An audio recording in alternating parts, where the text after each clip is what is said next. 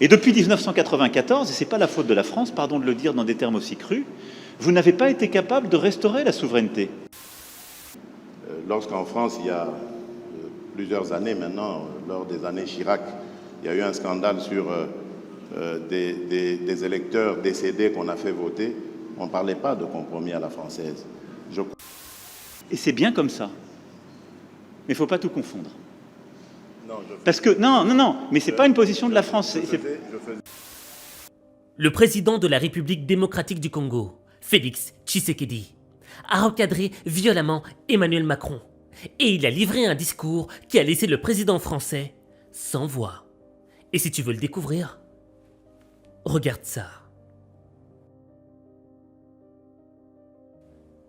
Tout d'abord, je t'explique le contexte. Emmanuel Macron, président de la République française, a fait une tournée express en Afrique. Cette tournée s'est terminée en République démocratique du Congo. Et lors d'une conférence de presse, Emmanuel Macron a lancé des hostilités face à Félix Tshisekedi, le président congolais. Je suis prêt à ouvrir tous les dossiers de l'histoire. Je l'ai fait avec le Rwanda. Si c'est le souhait du président Tshisekedi, je suis totalement favorable à ce qu'il y ait une commission d'historiens qui puisse assigner les responsabilités aux uns et aux autres. Vous avez rappelé une page sombre de l'histoire de la région. La France a assumé d'ouvrir tous ses livres et de la faire écrire par des historiens de manière totalement indépendante. Je pense que vous avez fait un raccourci qui, lui, n'a rien d'historique ni de juste entre le rôle qu'a pu jouer la France et la situation dramatique que j'évoquais et la guerre, la deuxième guerre avec les millions de morts dans votre pays dont je rappelais la gravité. Donc je récuse le raccourci que vous avez fait et la responsabilité qu'on pourrait assigner à la France parce que je suis pour la vérité, mais toute la vérité, je ne suis pas pour prendre tous les fardeaux. J'essaie de prendre les miens et c'est déjà bien. Donc oui pour une commission d'historiens pour faire ce travail s'il vous semble utile au président et donner les faits. Ensuite, soyons clairs, quelle est la situation depuis 1994 ? Plusieurs pays de la sous-région, il n'y en a pas qu'un, plusieurs, sont rentrés dans votre pays et plusieurs groupes rebelles y ont prospéré, captant d'ailleurs beaucoup de richesses minières économiques qui devraient revenir à votre peuple. Et depuis 1994, et ce n'est pas la faute de la France, pardon de le dire dans des termes aussi crus, vous n'avez pas été capable de restaurer la souveraineté, ni militaire, ni sécuritaire, ni administrative de votre pays. C'est aussi une réalité. Il ne faut pas chercher des coupables à l'extérieur de cette affaire. Et donc, on en est dans cette situation qui a conduit à des drames absolus, à cette deuxième guerre, à des millions de morts, qu'on ne doit pas oublier, à la nécessité aussi, ce qui est une responsabilité qui doit se faire ici, ce n'est pas la France ou d'autres de le faire, de mettre en place une vraie justice, une justice transitionnelle, qui est la clé pour que celles et ceux qui parfois ont tué soient jugés. Et parfois, ils évoluent encore, ils sont là, ils sont encore avec des responsabilités. Comment voulez-vous qu'il y ait une paix durable et de la confiance dans un pays quand la justice n'est pas passée ? Ne demandez pas, n'accusez pas la France pour quelque chose qui dépend de vous, là. C'est une réalité aussi. Là, pour le coup, je ne peux pas donner tort à Emmanuel Macron. Il a raison sur plusieurs points. Mais ce qui me dérange, c'est le ton employé. Un ton arrogant, un ton rabaissant, un ton humiliant. Vous n'avez pas été capable. Tu vois, le problème avec ça, c'est que Emmanuel Macron ne fait pas la distinction entre la prise de parole publique et la prise de parole privée. Je m'explique. Imagine que moi, demain, avec plusieurs autres personnes, je suis invité chez toi. On rentre chez toi et je commence à te critiquer. Ah, mais ta maison, elle est sale. Mais j'ai l'impression que tu sais pas entretenir ta maison. Ah, t'es pas assez bon, hein. Je pense pas que t'as le niveau pour tenir une telle maison. Comment tu vas te sentir ? Tu vas te sentir humilié, rabaissé. Pourquoi ? Parce que j'ai pointé du doigt tes faiblesses face à tout le monde. Et c'est ce qu'a fait Emmanuel Macron. Or, on ne commence pas un débat, une discussion pour créer un partenariat entre deux pays en rabaissant l'autre avec un ton arrogant. Parce que ça n'engendre qu'une seule chose. Ça n'engendre que des larmes, des gouttes de haine dans les cœurs. Et comme je dis toujours, la goutte de haine qui naît du cœur ne s'endort jamais. Il y a un deuxième élément qui m'a marqué. Encore une arrogance. Emmanuel Macron parle de justice. Et il a raison. Un pays qui marche, un pays dans lequel on a confiance en l'État, en le pouvoir, c'est un pays où la justice marche, où la justice est égale pour tous. C'est logique. Mais, tu vois, avec ce ton un petit peu paternaliste envers le président africain, il oublie de faire son propre bilan de conscience. Est-ce que t'as pas été choqué par l'affaire Pierre Palmade ? Pierre Palmade, cet homme, cet acteur, issu du monde des artistes, etc., qui était pété de drogue, et qui a pris la route, et qui a tué un enfant, qui a détruit la vie d'un autre enfant de 6 ans, en lui détruisant sa mâchoire, sa vie est foutue pour toujours, et un père qui est entre la vie et la mort, et une mère qui a perdu son enfant, qui ne vivra plus jamais de la même manière sa vie. Cet homme-là, je l'ai appris, n'ira pas en prison. En tout cas, pas pour l'instant. Il se fait soigner en prison, comme si c'était lui la victime. Or, moi, c'est une affaire qui me choque. Parce que il y a d'autres affaires où il y a des victimes qui se sont protégées de leur bourreau et qui risquent, elles, la prison. Et donc, je suis d'accord avec le discours d'Emmanuel Macron. Parce que lorsque je regarde le peuple français qui voit ce genre d'affaires, il a tendance à remettre en doute la clarté de son gouvernement.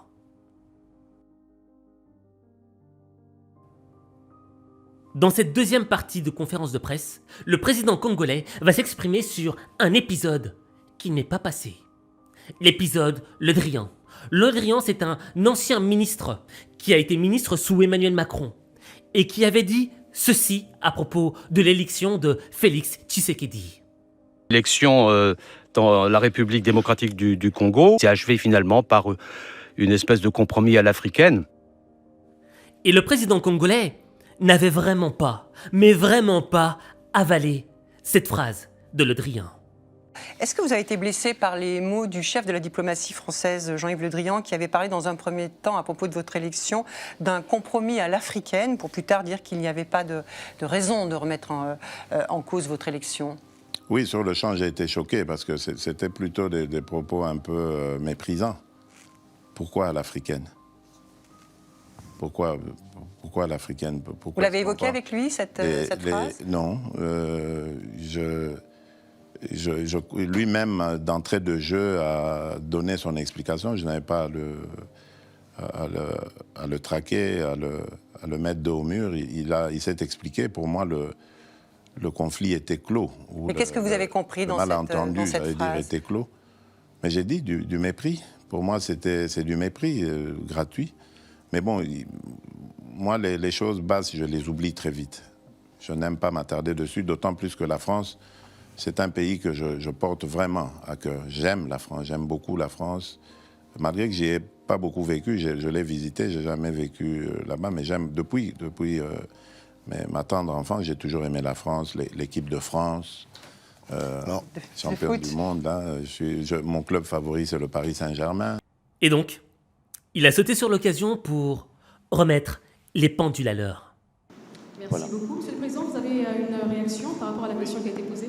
Oui, je voulais réagir par rapport à cette question sur le compromis à l'africaine, enfin ce petit commentaire, pour dire que, voyez-vous, madame, c'est justement ça qui doit changer dans nos rapports avec la France en particulier, mais l'Europe en général, l'Occident.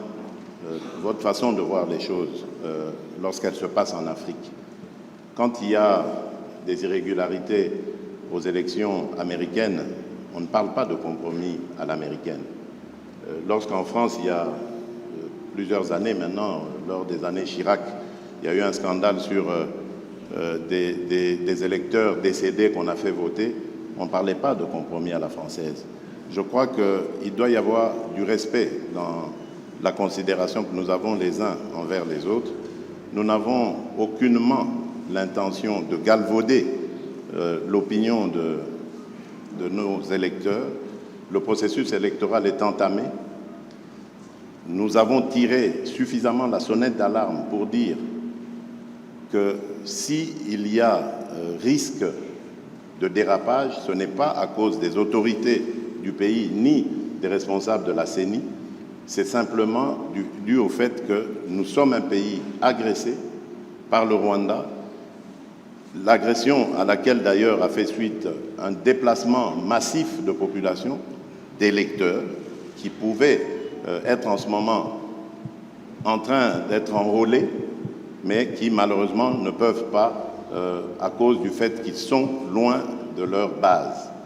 Et à cause de cela, nous risquons de prendre du retard dans l'enrôlement. Et s'il y a retard dans l'enrôlement, il y aura retard dans le vote de la loi sur la répartition des sièges, parce que c'est très important, c'est en juin qu'elle doit intervenir, pour que nous puissions ensuite aller sur un processus électoral crédible. Sans cela, jusqu'à ce stade, je ne sais pas comment nous allons nous y prendre. Est-ce qu'il faut stopper le processus d'enrôlement des électeurs en attendant que la paix revienne, avec le risque que cela impacte sur le respect du calendrier, ou faut-il continuer le processus en ne prenant pas en compte les populations nombreuses de déplacés de guerre? C'est ça qui peut poser problème. Et si demain, nous allons aux élections dans des conditions difficiles, vous parlerez de compromis à l'africaine, alors qu'aujourd'hui, ces mêmes Africains sont en train d'attirer votre attention sur cette ignoble et injuste agression due au fait du Rwanda et demandons même des sanctions, personne n'en parle. Voilà ce que je voulais apporter comme précision pour dire, ça aussi, ça doit changer dans la manière de coopérer avec la France et l'Europe. Regardez-nous autrement, en nous respectant, en nous considérant comme de vrais partenaires, et non pas toujours avec un regard paternaliste, avec l'idée de toujours savoir ce qu'il faut pour nous, et non pas pour...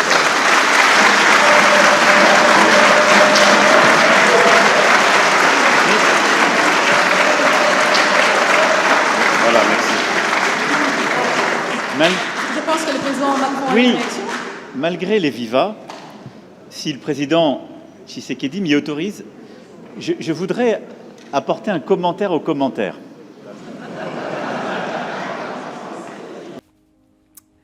Ça, c'est du Macron. Rajouter un commentaire au commentaire.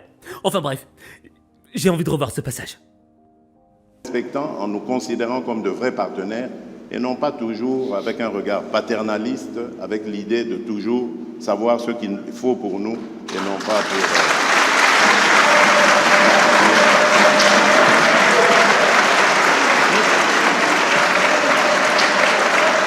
Voilà, merci.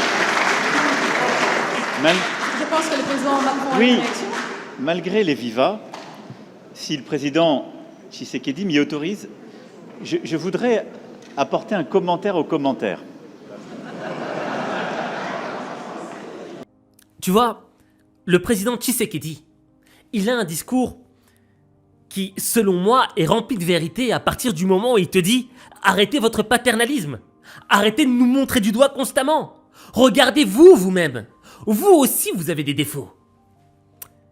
Et le truc c'est que Emmanuel Macron s'est rendu en République démocratique du Congo pour une raison bien précise, pour nouer des partenariats économiques. Or, il y a un truc que très peu de gens savent, c'est que le Congo, c'est un des pays les plus riches du monde en termes de ressources naturelles. Et il y a un truc que j'ai jamais compris. Il y a une guerre au Congo qui a fait des millions de morts. Mais il n'y a jamais aucun média qui en parle. Et j'ai jamais vraiment compris pourquoi. Et j'ai une théorie dans ma tête, peut-être qu'elle est fausse, mais j'aimerais que tu me confirmes, me corriges en commentaire. Moi j'ai l'impression qu'on a envie de laisser la RDC dans le chaos total. Que ce soit un pays brouillé, un pays dans lequel on ne puisse pas développer le plein potentiel. Pourquoi ? Pour pouvoir revenir à la fin, quand les institutions étatiques sont vraiment faiblardes, et dire « Ok, on va être là, on va vous aider, et on va exploiter toutes vos ressources naturelles. » Enfin bref, je ne sais pas, mais c'est un sentiment que j'ai. Et ce qui m'a marqué dans ce discours de Félix, du président Félix Tshisekedi, je ne me permettrai pas, c'est cette notion de respect mutuel. Or, lorsque tu noues un partenariat avec quelqu'un, et ça retiens-le dans ta vie de tous les jours, quand tu vas faire un partenariat avec quelqu'un, même si tu es plus puissant, plus fort, tu es dans l'obligation de te mettre à égalité avec ton interlocuteur. Pourquoi ? Parce que quand tu noues un partenariat avec un interlocuteur, il possède des choses que tu n'as pas. Tout comme tu possèdes des choses que lui n'a pas. Raison pour laquelle il faut ravaler son arrogance et se mettre au même pied d'égalité que son interlocuteur. Et avoir une attitude de leader. L'attitude du leader, c'est quoi ? L'attitude du leader, c'est de tirer ses coéquipiers vers le haut. Pas de les rabaisser, pas de leur rappeler leurs défauts, pas de leur rappeler leurs erreurs. Non. C'est de les pousser à se dépasser. Parce que quand ton interlocuteur, quand ton partenaire se dépasse, il permet de te dépasser toi également et d'atteindre l'objectif ensemble. Or, sur ce coup-là, le président Macron, avec ce ton arrogant qu'on lui connaît, tu vois, il parle pas comme ça qu'au président africain, hein. Il parle comme ça aussi aux citoyens français, tu vois. Ce ton arrogant fait que, premièrement, ça crée un sentiment de haine envers l'interlocuteur là qui te parle, parce qu'il sait qu'il est puissant, mais il t'écrase. Et deuxièmement, ça permet pas de nouer un partenariat solide qui permette d'atteindre les objectifs.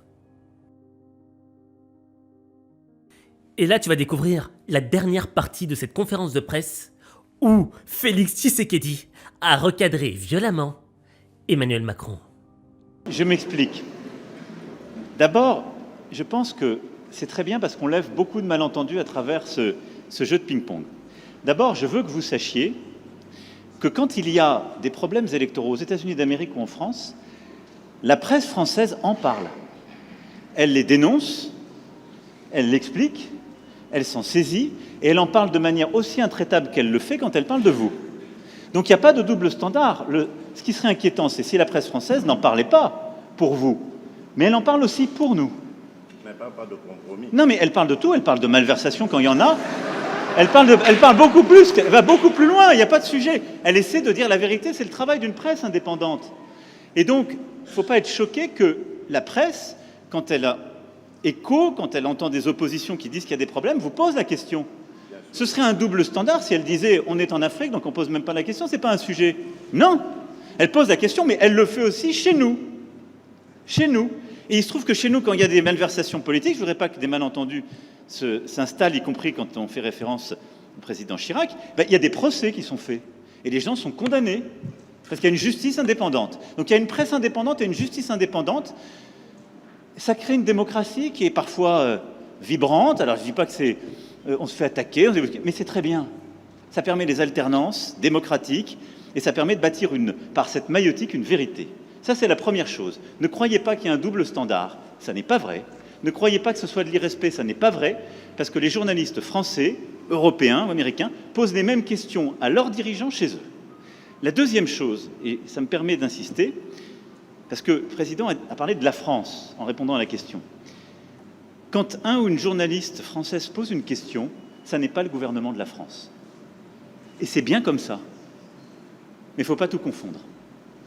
Non, parce que non, mais c'est pas une position de la France. Je faisais allusion. Parce qu'il n'y a pas de, il y en a eu. Je faisais allusion au propos de Le Drian. Lui, il est officiel français. Oui, mais le compromis à l'africaine, c'est Le Drian, c'est pas la journaliste. C'est exact, mais ce compromis. Mais cette formule, président, on sait d'où elle est sortie et on sait le contexte électoral. Non, mais on sait le contexte électoral. Et il n'y avait pas de caractère de mépris dans la formule de Jean-Yves Le Drian. À Nairobi, d'ailleurs, grâce à toi, on a pu s'expliquer avec lui. Et la France a beaucoup œuvré, vous le savez ô combien, pour qu'il y ait alors une alternance, qui n'aurait pas été à ce moment-là un mécanisme spontané. Je ferme cette parenthèse, mais je voulais faire cette précision. Pardon. Emmanuel Macron est un homme extrêmement malin. Malin parce qu'il a essayé de manipuler le président congolais en lui disant « Non, non, non, non, c'est pas de la faute du ministre, c'est de la faute des journalistes qui ont posé la question. » C'est un peu si comme moi demain, je retournais à l'école et le prof me pose une question en plein examen. Et je sais pas répondre. Et je dis « Monsieur, si j'échoue à cet examen, c'est pas de ma faute, c'est pas parce que j'ai mal étudié, non.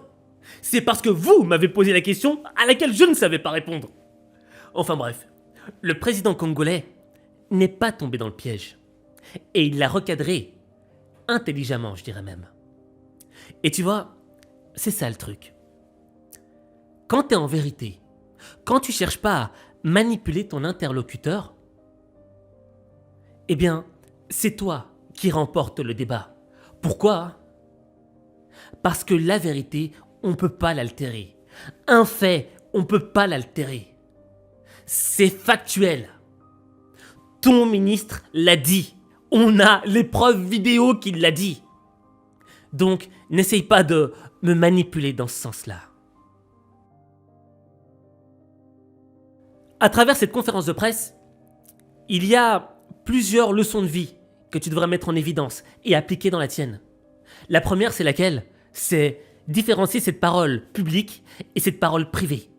Et tu vois, ce qui m'a fait rire dans le discours d'Emmanuel Macron, c'est qu'il est en totale contradiction avec lui-même. Parce qu'il y a quelques années de cela, je m'en souviens très bien, il avait hurlé sur un journaliste. Hurlé ! Parce que ce journaliste avait révélé publiquement une parole qui était censée rester privée entre Emmanuel Macron et des dirigeants libanais. Ce que vous avez fait là, compte tenu de la sensibilité du sujet, compte tenu de ce que vous savez de l'histoire de ce pays, est irresponsable. Irresponsable pour la France, irresponsable pour les intéressés ici, et grave d'un point de vue déontologique. Vous m'avez entendu défendre les journalistes, je le fais toujours, mais je vous parle avec franchise. Ce que vous avez fait est grave, non professionnel et mesquin. Ce journaliste, c'était Georges Malbruno. Et le deuxième élément que j'ai envie de mettre en évidence, c'est quoi ? C'est cet aspect de partenariat. Tu sais, pour réussir dans sa vie, il faut être bien entouré. Ceux qui réussissent sont ceux qui sont capables de déléguer. Et je le dis, moi c'est mon plus gros défaut, je suis incapable de déléguer.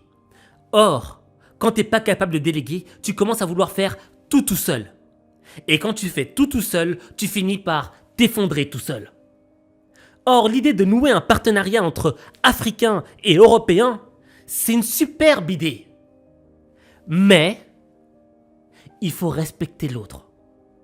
Et ça me rappelle encore ce discours du président ghanéen qui avait dit la même chose à Emmanuel Macron. Donc, quand vous regardez cela et que vous regardez aussi l'histoire qui s'est déroulée entre l'Afrique et l'Europe, c'est une relation naturelle et une alliance naturelle, mais une relation qui doit être différente de la relation que nous avons eue précédemment. Pourquoi est-ce que je dis ça ? Cette relation a enrichi l'Europe, mais n'a pas enrichi l'Afrique. Nous devons donc changer cette dynamique.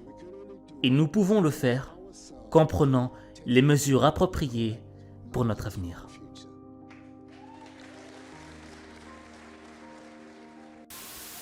Donc tu vois, à partir de ces deux éléments-là, tu peux devenir un leader. C'est-à-dire que pour être un leader, lorsque l'on prend la parole, on est capable de différencier le moment où on doit parler en public et arrondir les angles avec son interlocuteur, et le moment où on parle en privé et on rentre dedans, même si c'est pas très diplomatique.